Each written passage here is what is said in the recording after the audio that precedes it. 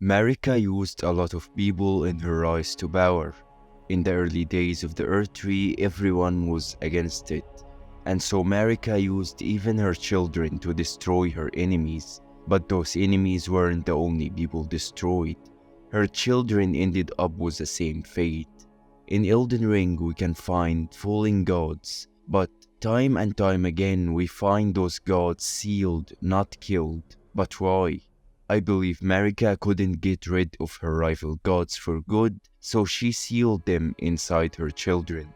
Mainly we will talk in this video about Messmer and Melina, the Abyssal Serpent and the Gloamite Queen. How did they end up like this, and why did Marika seal those gods inside of them? What's the relation between Messmer and Melina, and why I believe Messmer burned his younger sister? What's the relation between Melina, Torrent, and Miquella? Let me explain. There are many gods in Elden Ring. All of them fell against Marika and her Golden Order. But in matter of fact, we know for sure that those gods cannot be killed. We have many evidence of this fact in the base game. The god of Wrath is sealed beneath the Lake of Wrath. We know that a fairy bestowed a flowing sword upon a blind swordsman. This legendary swordsman, who would later become the mentor of Melina herself, was able to fight and seal the god of Wrath. But why not kill it? Why seal it instead? Deep beneath the royal capital there is a place we know very well, the Forsaken Depth, where the frenzied flame is sealed deep down where no one can reach it. But we did. If you open the door, you will become the Lord of the Frenzied Flame. In our journey down there, we can even find strong resistance. Morgoth the Grace Given sealed the entrance, and his brother, Mohg the Lord of Blood, guarded this place with his own projection. But again, why not destroy the Frenzied Flame? Why seal it instead? One of the most dangerous enemies of the Earth Tree are the Fire Giants and their Fell God. We know from the base game that the Fell God was believed to have been slain by Queen Marika herself. But during our fight with the Fire Giant and after a certain sacrifice from him, the Fell God awakens again. So it seems he wasn't slain after all. Like the other gods, he was only sealed. And the sacrifice of the last Fire Giant brought his influence back to the lands between. So the question is, why those gods weren't killed instead of being sealed away? I believe the answer is quite simple. They cannot be killed. Most of those gods are either cosmic entities or personifications of certain concepts. They are a natural consequence of certain concepts, chaos, wrath, or even death itself. So they cannot be killed. The only way to minimize their influence on the world is to seal them away. I believe that's what happened with Messmer and Melina. Marika used her own children to seal away very powerful rival gods of her, the Abyssal Serpent and the Gloamite Queen. In the same time, she weakened the power of Messmer's flame, which was a power that could threaten her Earth Tree, while turning Melina into the perfect contingency plan. In order to understand what happened, we need to know an important point about the curse of Messmer and Melina. Their flame is their curse, not the gods sealed inside of them. There is a misconception that the curse of Messmer is the Abyssal Serpent, which isn't true. Messmer was born cursed. We can learn from Gaia's remembrance that both were as elder brothers to the lion, and both were cursed from birth. In spite of, or perhaps because of this very reason, Gaius was both Messmer's friend and the leader of his men. The description clearly says that Messmer was born cursed. Putting this together with the description of his helm, we can learn that the winged snakes were Messmer's constant companions. They were there when the base serpent was sealed away behind his eye. They were there through his eternity of suffering. They will accompany him yet in his hideous new form born when he destroyed the grace granted by his mother. They have accepted his fate as much as he. So the base serpent was sealed away behind his eye at a certain moment in time. Messmer was born with a certain curse, and later on the base serpent was sealed behind his eye. We can deduce that the same happened with Melina as well. The gloam-eyed queen was sealed inside of Melina. Both Messmer and Melina are siblings. The gods inside of them wasn't their curse like Melania, for instance. And actually the gloam-eyed queen and the abyssal serpent may be connected. We know that the children of the gloam-eyed queen, the godskins, have a serpentine nature, just like Messmer. The nobles have a serpent tail, while the Abyssals actually looks a lot like Messmer. We can even find a godskin noble at the temple of Igle, the god-devouring serpent. So let's brainstorm together. What if the abyssal serpent was a consort of the gloam-eyed queen? Together they produced the godskins. Marika then defeated both of them and sealed them inside her children. The relation between the serpent and the gloam-eyed queen is a topic for another video, but think about it. Now, you can ask a question. Why would Marika seal those gods inside her children? Why not just use something or someone else?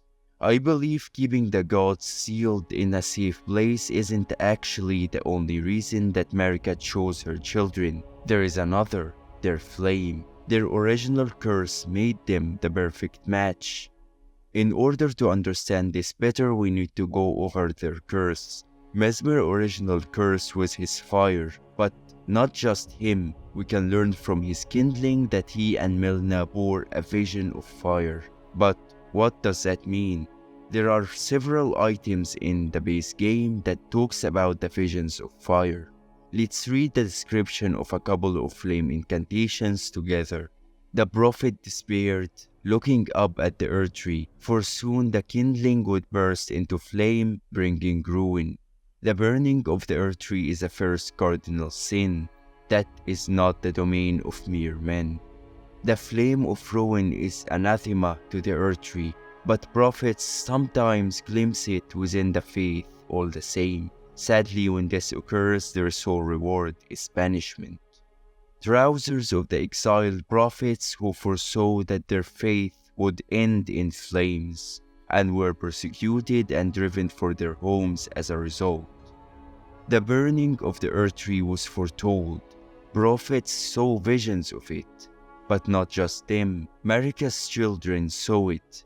It was their curse, the fire that will one day destroy the earth tree, a fire strong enough to burn sacred trees, a fire that Marika feared.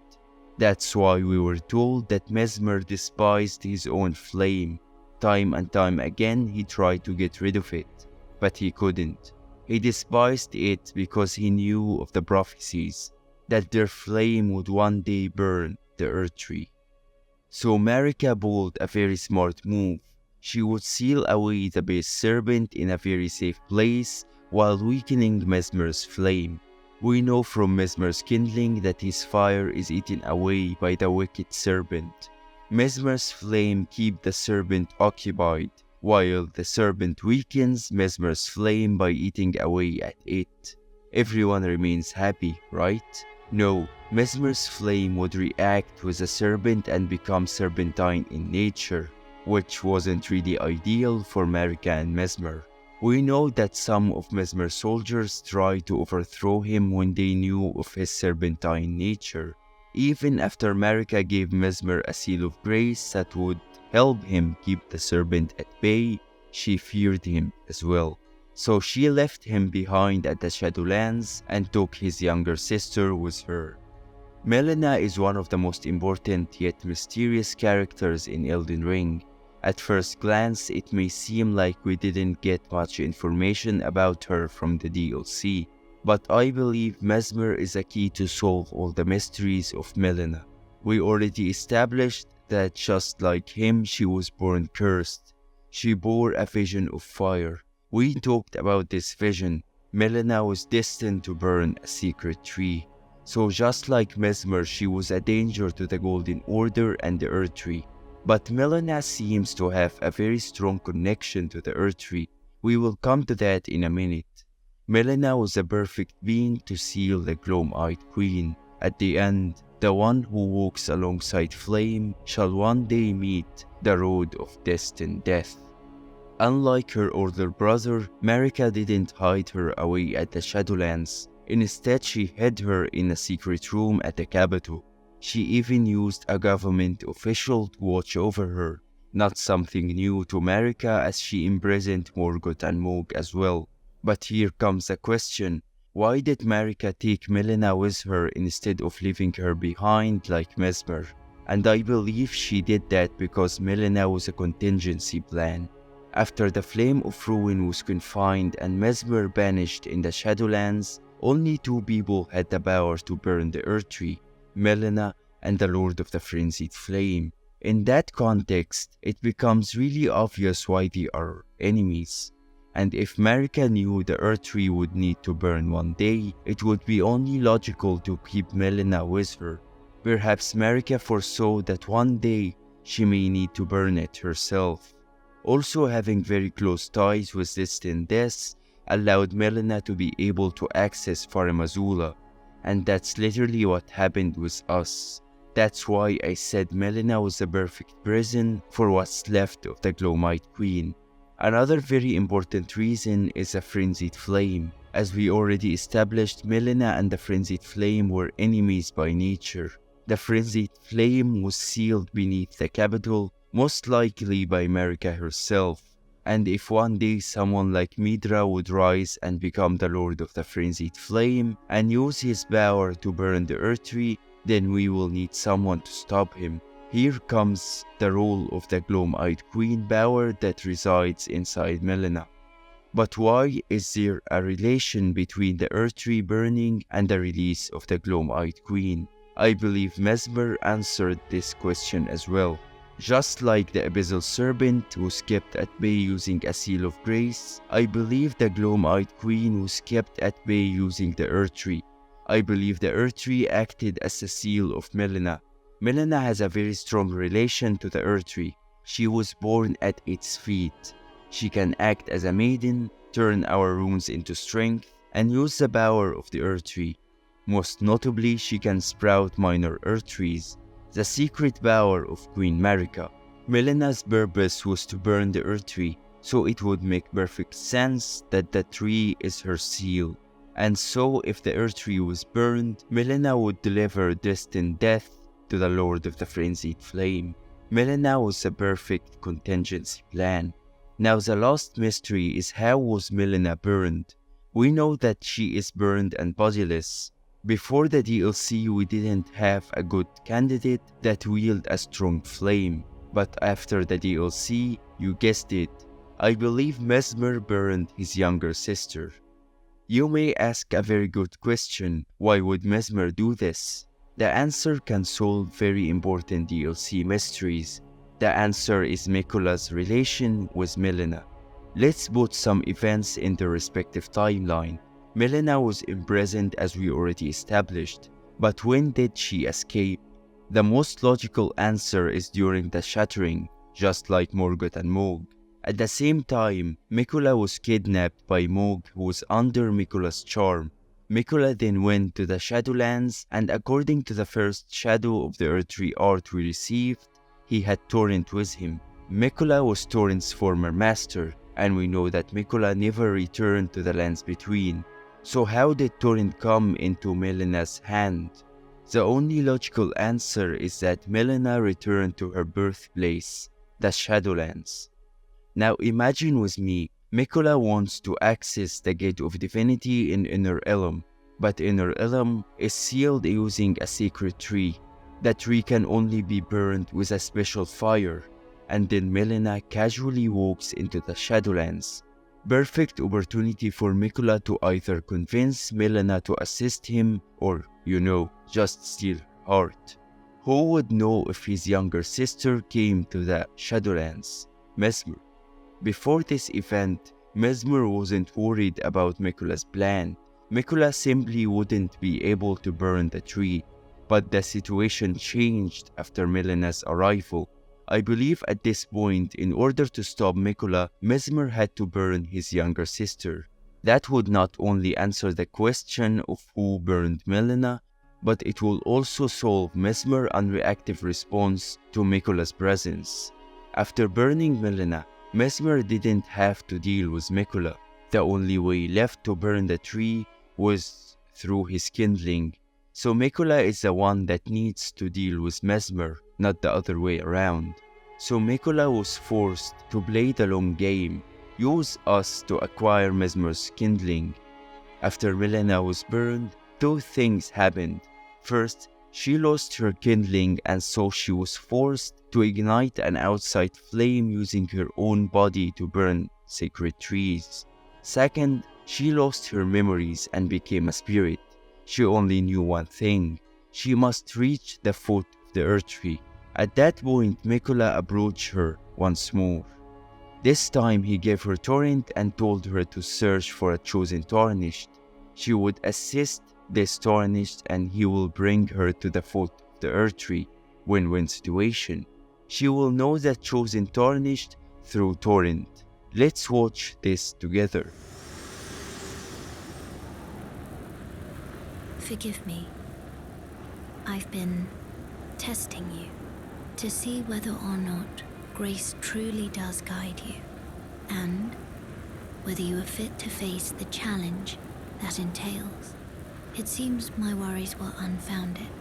Torrent had your measure from the very start, whereas I merely pretended.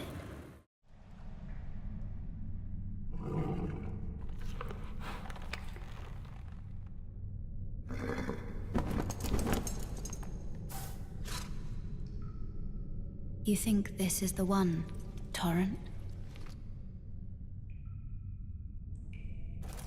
Don't worry. It's not too late. It's clear that Torrent is the one that chose us. For Miquella, this tarnished would achieve all of his goals. We killed Redon, we killed Moog, and we acquired Messmer's kindling. We used it to burn the sealing tree, which allowed Miquella to use the Gate of Divinity. That's what I meant by playing the long game. We achieved all of Miquella's goals. Hopefully you enjoyed this video. If yes, then please hit the like and subscribe button and tell me in the comment section what you think. Until next video, farewell, fellow tarnished.